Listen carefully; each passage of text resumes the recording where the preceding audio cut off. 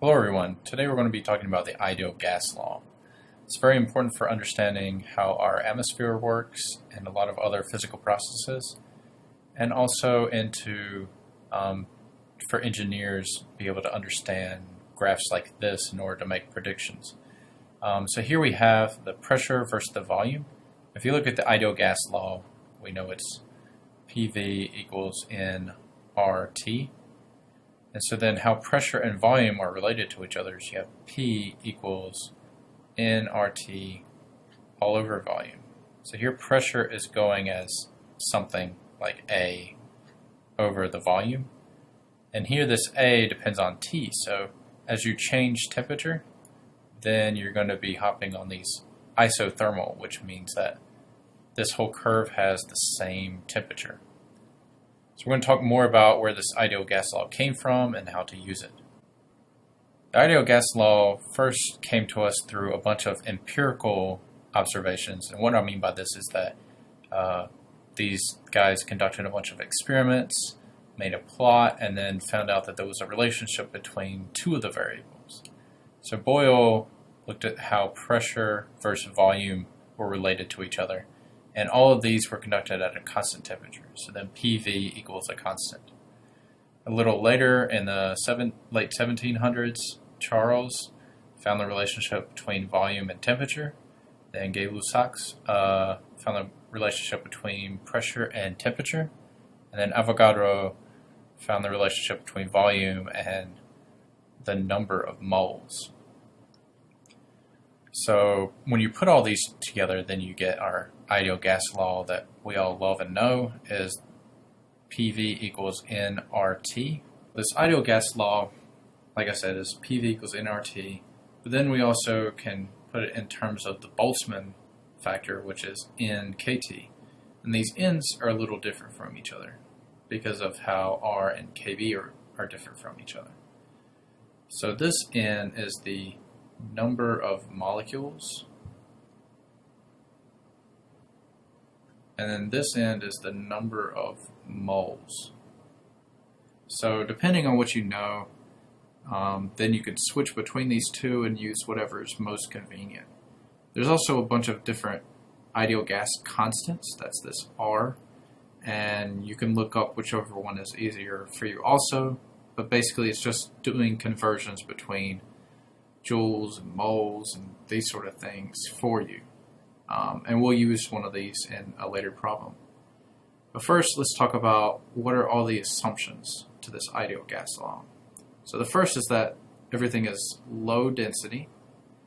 And what's important about that is that the molecules, we can guess that they're point masses, so they don't take up any volume. So V is 0 for a molecule. And then these molecules are not going to interact. So there's no attraction or repulsion. So even if you get this thing really dense, it's not going to turn into a liquid. It will always behave like a gas. The next is the number of these molecules has to be really large. So in a vacuum, like outer space or near vacuum, the ideal gas law does not hold. And also all these molecules are identical. And also the motion is random. Another very important one is this, that the collisions are all elastic. So if the collisions between two particles was inelastic to any degree, then over time what you're going to find is that the temperature of the system is going to decrease. So this would be very bad. Basically, our whole universe would eventually collapse and reach absolute zero. So the collisions are all elastic. This is a good assumption. So, but then let's compare these assumptions with what our air is at normal conditions. So the number of molecules is very large, 10 to the 19. That's good. The size of the molecules is small. Well, this seems pretty small to me, 10 to the minus 10. But then the distance between molecules is 10 to the minus 9. So this is not such a big difference between these two, which means that are essentially point masses, that this may be a little suspect. The average speed is pretty high, and they also have lots and lots of collisions. This is important because this tells us that if you start with some ordered state, that it's going to become random really quick, basically, after these particles have had time to exchange energy, and they exchange energy really fast, 10 to the 9. So like on the last slide, we said that this ideal gas law is not always such a good approximation to use.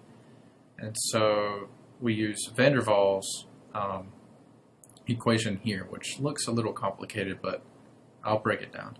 So the first thing that we mentioned on the last slide was that the volume of a particle is not so tiny that we can totally ignore it.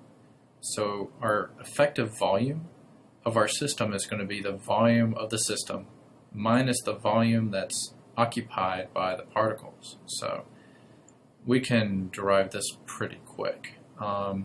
Basically, the volume excluded is what we're interested in.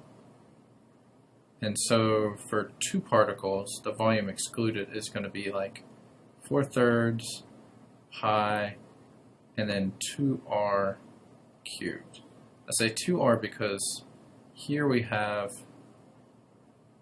two molecules together, two particles together, and then they're going to be 2r apart. So this volume is excluded from the system.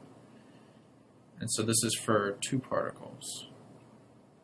So then if we want to look at the volume excluded for one particle, then that's going to be just 1/2 of this 4/3 pi 2r cubed, and then this gives us 4/4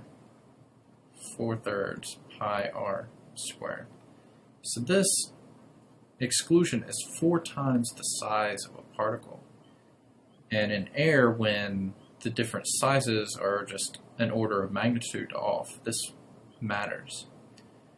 So van der Waals equation here is going to be really important, especially this piece. So this, where this b comes from, is then going to be n times this volume excluded, times 4 times 4/3 pi r cubed, and then we're going to say that this guy is equal to b. So that's what b represents, is this excluded volume. But particles also interact with each other, which violates another one of these assumptions, and that they have an attractive force. So here we can look at the potential between two particles, and if you're very far away, the two particles are far away, they don't interact with each other. And as you get closer, pull them closer together, they start to attract each other. And then they continue to attract each other, and then they like to sit a certain distance away from each other if they get close enough. And this is why water forms. Eventually, if you get the molecules close enough together, on average, they will sit, and they will like to sit very close to each other. And so then this actually decreases the pressure in the system. So then we have to take this into account, and that's where this A comes from. So putting this all together, you get this van der Waals equation, and we'll do one problem working with this. What is the density of nitrogen gas? So density, I know that's mass over volume. So how do I get that from this ideal gas law? So V is in the density, and I know I'm going to need that.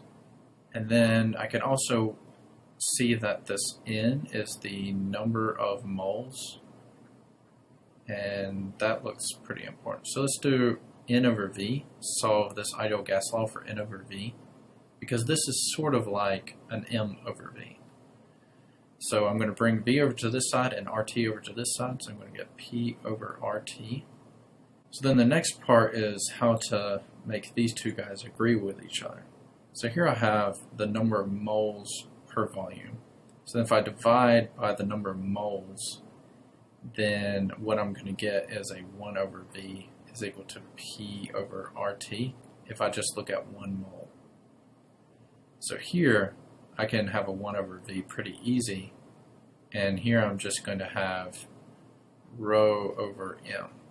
And then if I just look at 1 mole, I can look at the density, and I know how much mass that's going to take.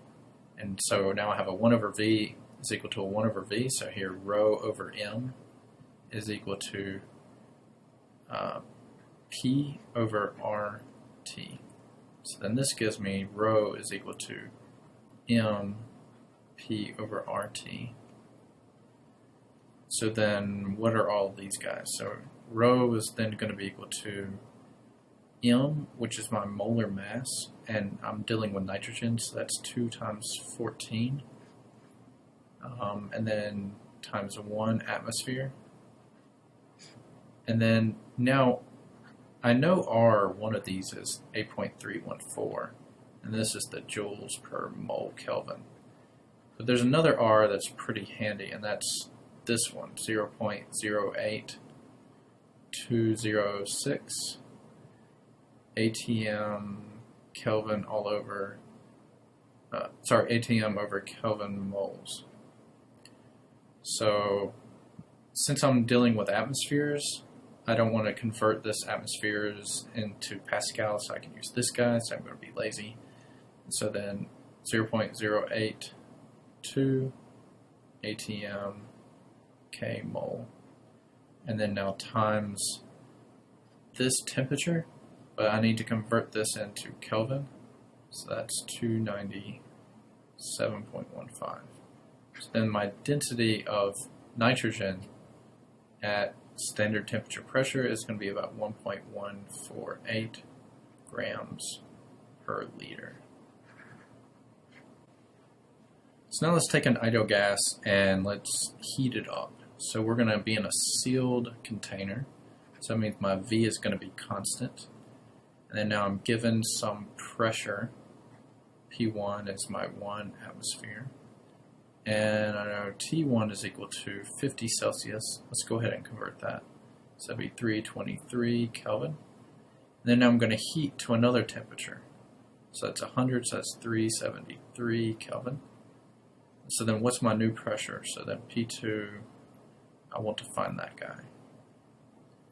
So when I look at my ideal gas law in RT, then I want a relationship between P and T. And then I can also look at what's going to be a constant. So here my constants are this V, my number of moles, and this ideal gas law. So putting that together, I can get N R over V is just a constant, which is going to be equal to NR over V, and then now I'm going to have P over T is just going to be a constant. So what that means is P1 over T1 is equal to P2 over T2. So what I'm really looking for is this P2, so that's equal to P1, and then times T2 over T1. And then now I'll just punch in my pressure, and here I'm actually given a little bit of freedom, but I want to warn you here. I can use whatever pressure I like here. I can keep this in ATM, I can keep this in Pascal, because I have a pressure on both sides here. But when I deal with temperature, I always need to convert this guy into Kelvin, and you'll see why. So T2 is going to be 373 all over 323. And when I solve this out, I get 1.7 ATM. So what you'll notice is that if you didn't convert these guys into Kelvin, this would be really different. And that would be like 100 over 50. And this is not the same. So you always have to convert Celsius into Kelvin, because there's an add here. When you convert these, there's an addition. So you're doing 100 plus 273 all over 50 plus 273. And these 273s don't cancel because we're adding and we're not multiplying. Whereas in this pressure, we would multiply whatever we need here to convert it into Pascal, and it would cancel on both sides, so that doesn't matter. So be careful with that. How does entropy relate to an ideal gas? So here we have some number of molecules, and we're going to heat from this temperature Kelvin, that's nice, to this temperature Kelvin, and then we are in a fixed volume, okay? This fixed volume matters because if we expand our gas, we're going to give it more configurations. If we keep it at a certain volume, we don't have to worry about that part of our entropy. We only have to worry about how that deals with the thermal energy. So this total S would be like S of V plus S of energy would be our total entropy that's going to change. And since this S of V isn't changing, I can ignore that guy and just deal with this part that deals with the thermal energy. So then our S is going to be equal to 3/2 in natural log of my thermal energy. And this thermal energy is, well, I wrote it down here. 3/2 in natural log. The thermal energy is 3/2 in kBT. So I just need to plug that guy in. So 3/2. My N is 1.5 times 10 to the 5. And now natural log of this 3/2.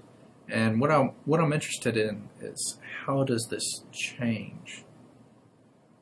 So my delta S is going to be S1, S final minus S initial. So that's in natural log of 3/2 in kBT initial. And the nice thing about natural logs is when you subtract natural logs, you end up dividing them by each other. So I'll show you how that works. In kBT final divided by 3/2 kBT initial. So what this becomes is this S is 3/2 in, that's 10 to the 5th here, and then natural log, and then all of this stuff cancels. And so then you just get T final minus T initial.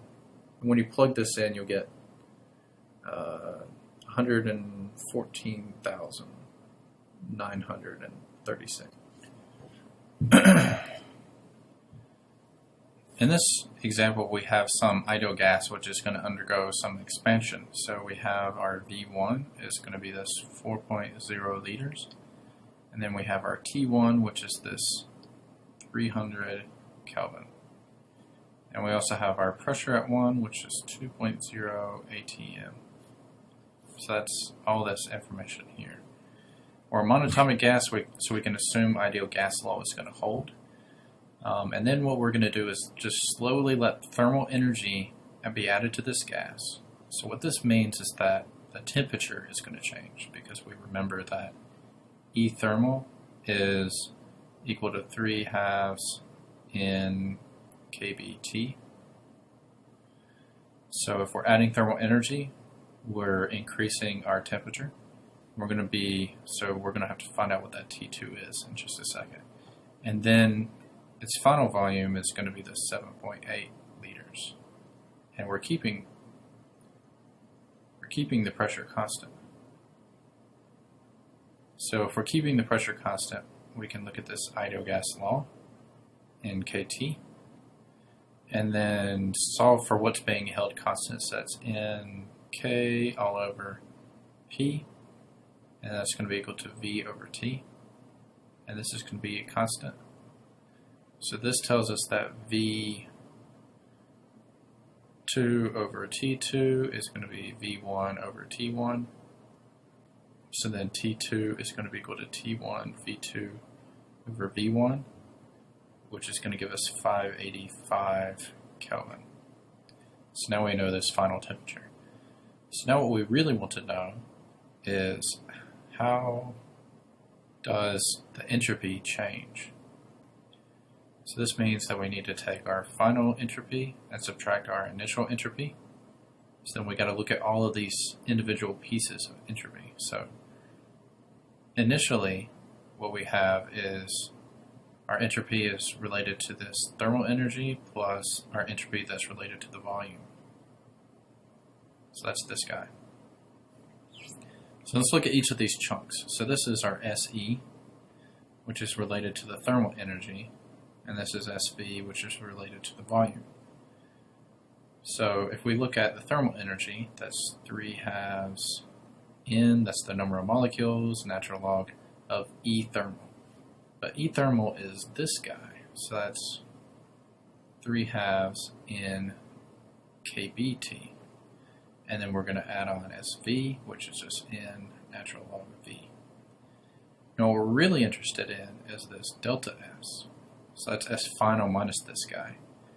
And what you'll see is that all of this is just, all of this is just a constant.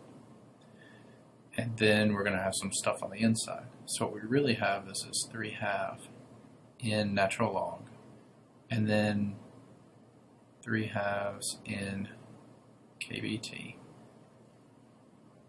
That's one chunk. But we're going to subtract the final minus our initial, which is natural log of 3/2 in kBT initial. Then we're going to do the same thing for our volume. We're going to have N, and then now natural log of V final minus natural log of V initial. And we're going to use a nice rule of logs, which is if you subtract these two guys, what you end up doing is actually dividing them. So what that means is if you do natural log of A plus natural log of B, this is going to be natural log of A times B. And the other way around is like natural log of A minus natural log of B is going to be equal to natural log of A over B. So we're going to use this relationship right here. So this is our 3/2 in natural log of this 3/2 in kBT final all over 3/2 in kBT initial plus in natural log. And here we have the minus. When we do the minus, we're dividing these two guys. So that's V final all over V initial. So this simplifies a great bit. Basically, all of this go away. So we're just left with 3/2 N times the natural log of T final divided by T initial plus N times the natural log of V final divided by V initial. When we plug all this in, we know everything that we need to know from this ideal gas law. We get. So for our last problem, we're going to be looking at an ideal gas, and we're going to be comparing this approximation to the van der Waals equation. So we're looking at what pressure is needed to reduce the molar volume. So this is one volume of ammonia, and we're going to say what pressure is needed in order to keep this guy at this volume at this temperature. So we're really looking for P. So PV equals nRT. So then we solve this for P. So nRT all over the volume. And then we just plug in what we know. So we have 1 mole. Then we're going to use R. This is 0.0821 liters ATM over Kelvin moles. As you see, this ideal gas constant is a little different than the 8.314, and that's because this is in liters, not in meters squared or the joules version that you might see. And then now divided by the volume, which is this 0.85 liters. So then we're going to get 45.7 ATM. So you need 45 atmospheres in order to compress ammonia at this temperature to this volume. And now, if we don't use the ideal gas law, if we use something a little bit more correct, we use van der Waals equation, this is going to look at how that changes pressure, the attractive forces, and then how the reduced volume comes into play. So here we start off with P equals AN squared over V squared, and then V minus NB is equal to nRT. All right, what we're really looking for is this P. So we're going to divide this piece over to this side. So we're going to get P plus AN squared over B squared is going to be equal to nRT all over our reduced volume minus V minus NB. But what we really want is this P, so P is equal to this stuff, V minus NB, minus how this term affects the pressure, so this attractive force. So here's our A n squared all over B squared. And now we just need to plug stuff in.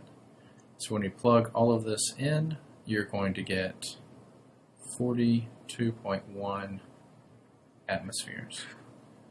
So you see that the pressure between these two is actually quite different, a whole 3 atm. And this is because the gas is attractive to itself, so that reduces the pressure, and because of this reduced volume also has a big effect.